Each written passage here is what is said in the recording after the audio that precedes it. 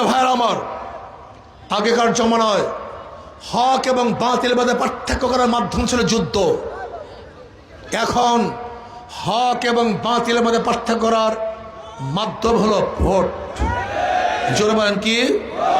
আপনার ভোটের মাধ্যমে চাঁদাবাজি হতেও পারে, আপনার ভোটের মাধ্যমে চাঁদাবাজি নাও হতে পারে, আপনার ভোটের মাধ্যমে ধর্ষণ হতেও পারে, আপনার ভোটের মাধ্যমে ধর্ষণ নাও হতে পারে, আপনার ভোটের মাধ্যমে ইসলাম হুকুমত হতেও পারে, ইসলাম হুকুমত নাও হতে পারে, আপনার ভোটের মাধ্যমে খুন খারাপি হতেও পারে, নাও হতে পারে, আপনার ভোটের মাধ্যমে দেশের টাকা বিদেশে পাচার হতেও পারে, নাও হতে পারে, আপনার ভোটের মাধ্যমে মানুষ ঘরে ঘুমাতেও পারে, নাও ঘুমাতে পারে।